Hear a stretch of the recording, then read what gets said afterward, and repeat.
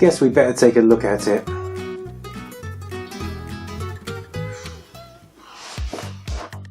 Ugh, where do I even start with this thing? We could look at it from a number of angles and go, ooh, that's pretty. It's like a PlayStation but smaller. We can't actually open the lid, but we already knew that, and it's a shame as I'd love a collection of mini CD based games. Oh look, the controllers aren't dual shock pads, but to be fair they have included two, which is clearly better than one, and also this is the PlayStation controller I remember best. I mean, back in 1995 we didn't understand the wonders that dual analog sticks could bring. This is nostalgia, some buttons and a D-pad, or buttons where a D-pad should be, marvellous. Weight-wise, it's not far off an original PlayStation pad, and feels almost as durable. Although the wire isn't actually that practical, it's quite short, not ideal for sofa gaming. And like all these minis, I hold issue with the pads being the wrong scale to the console. But I guess in that instance, practicality seems to take precedence.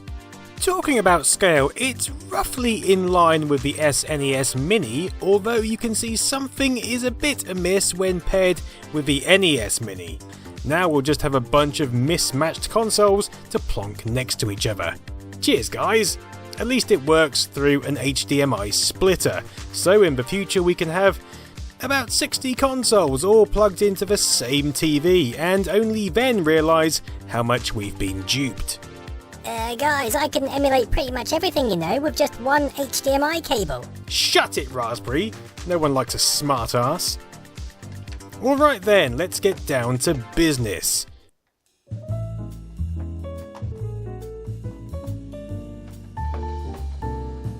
And try and hack this son of a bit.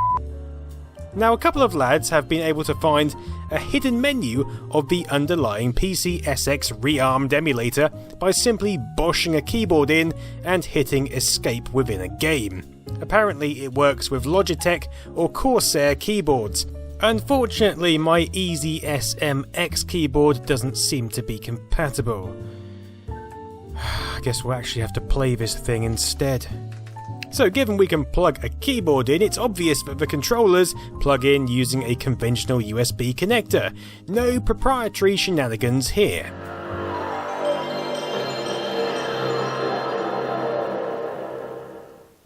Well, I suppose that was half nostalgic. And the game selection. Well, it's alright. It's like the game collection you or I might have had in the 90s. You know, a range of games, some we picked up cheap, others we really wanted, but a nice mix. And just nice. Nothing spectacular. Honestly, it feels more like Sony are trying to recreate the 90s nostalgia of limited choice, or a lack of funds, or even your mate Ben's game collection from down the road, who didn't have the best taste. I mean, there are some games here I absolutely love, like Grand Theft Auto, but there's nothing I really see and think, God damn, I need to play that. If you want the ultimate PlayStation experience, then this is not it.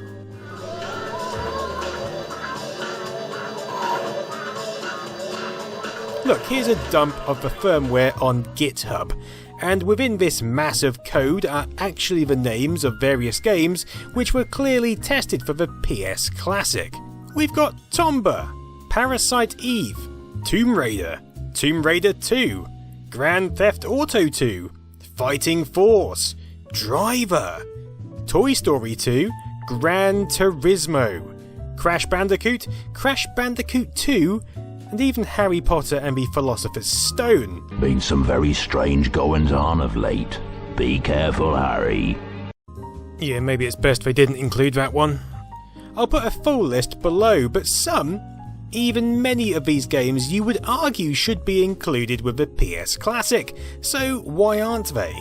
Now, as an educated guess, we could speculate that it's probably due to licensing or localization issues. I mean, most of the PlayStation's titles weren't exactly first-party releases. Maybe it's just because Sony didn't want to damage the sales of modern-day remakes. But it could also be due to poor performance of some titles on the open source emulator Sony decided to pair this device with. It seems a strange and possibly morally dubious software choice for what could be such a successful commercial product, but the more you delve into this thing, the more it feels like it was kind of rushed and thrown together, possibly to get it in stores before Christmas.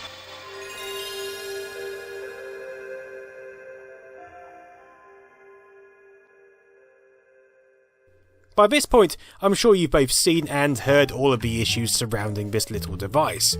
Now, you could argue that these things are aimed at the casual retro gamer who just wants to plug a system into their HDMI TV and relive their past. We're not going to care about frame drops, about slightly shoddy emulation, or even having NTSC titles mixed with PAL variants. In fact, they probably won't even notice. They'll be having a whale of a time reliving the mid-90s, whilst haters hate and critics critique. But you can see why people might be upset. It's not even about the product, it's really about Sony shifting a half-assed device to their fanbase. It's about breaking a trust which has built up over decades. I mean, imagine you had a favourite baker in your village and one day he decided to start using really nasty cheap flour without telling you, and the bread just tasted horrible. That wouldn't be very nice, would it? You might be a bit upset with that baker. And if anything is going to be scrutinised, it's a product which is based on the console that many people who live and work within the gaming industry today were brought up on. It may even be the system which drove them into this line of work. So you can bet your ass they're going to notice even the smallest difference and have their say about it. I am probably myself in quite a good position to give an impartial verdict on the PS Classic, mainly because by 1995 my console days were pretty much over. I'd moved on to PC, and although I played my friends' PlayStations, most of the games don't hold a nostalgic memory for me. Surely I'm not going to notice if there are glitches or slowdowns. But I honestly do. From the moment you power on the console, it feels like you're using emulation. I know you are, but the SNES Classic and NES Classic managed to get around that. And I know emulating the PlayStation is harder, but you can hear sounds cutting off, pops, clicks.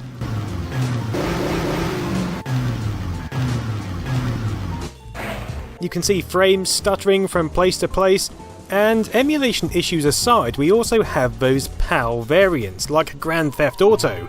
Now, given I'm from the UK, this shouldn't bother me. I'm used to it, and as GTA is actually a UK developed game, it's programmed for 50Hz regions pretty well. But it still feels like you're sloshing a bowl of water about compared to when I've played it previously. And the PAL thing is weird because you'd think, given this console is pushing out a 60Hz display, that the 50Hz PAL issues would be cancelled out. But in fact the software is just emulating a 50Hz machine for the games keyed to that region, and so instead we get the timing of a 50Hz game running through a 60Hz output, and that actually exacerbates the frame rate issues. A lot of PAL games were actually reprogrammed to compensate for the output change, so you wouldn't notice much difference, but it's rare to find a game which fully compensated for that speed difference, or made use of the increased PAL resolution. Most were just lazy tweaks, and most of the titles here are an example of that less than favourable conversion. Why they chose the PAL versions is odd, but it may be due to those variants having better localization options than NTSC versions, thus meaning the PS Classic can be shipped all over the place without being region sensitive. What else do we have? Ah yes, I didn't expect the lack of display filters to bother me, but the 720p output isn't very sharp, so you almost want those filters to mask that problem. I mean, if you want a positive, it does a decent job of replicating that fuzzy 90s RF output experience, proving that once again Sony seemed to be looking for nostalgia in 90s limitations, rather than creating that ultimate experience. But really, I want to see sharp, jagged edges, jagged enough to rip my face off, and with the setup they've chosen here, you just don't get that.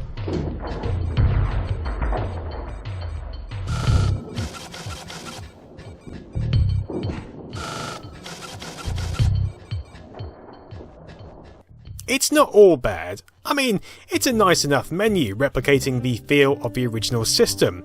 It's a nice enough memory card feature for each game. It's even got an additional save state option as well.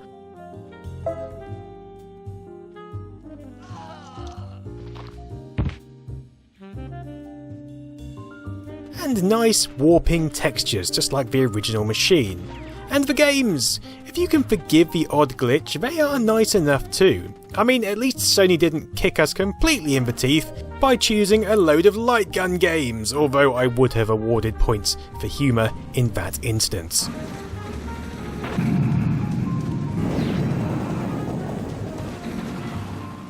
If I'm honest, I think the biggest issue with the games is that they're from an era which just doesn't age as well as the consoles which came before or even after.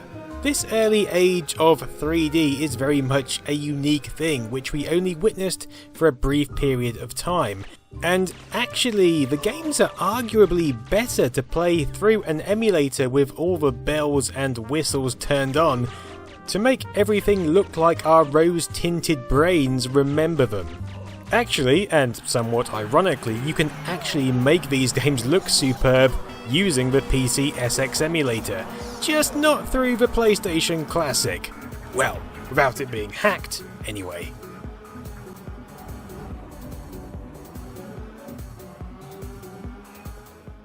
But look, it is what it is, and it is Sony's PlayStation Classic. It's got fantastic packaging, which is probably the highlight, and it's a system designed for the casual user, which would appeal to the casual retro gamer. In that way, it's very similar to an AtGames Mega Drive flashback. In fact, this console feels a lot like a system made by AtGames, just without their logo anywhere to be seen. I'm not sure if that's a good or a bad thing, it just makes me feel a bit uneasy. For the more serious gamer, well, you've probably already got an original PlayStation, or just a copy of Final Fantasy VII on the PS4. Either way, there's no reason to really buy a classic or moan about it, or buy it and moan, or not buy it and moan, unless you feel betrayed by Sony, which I wouldn't blame you for in the slightest, in which case I would suggest you moan the night away. But not like that, you filthy animal.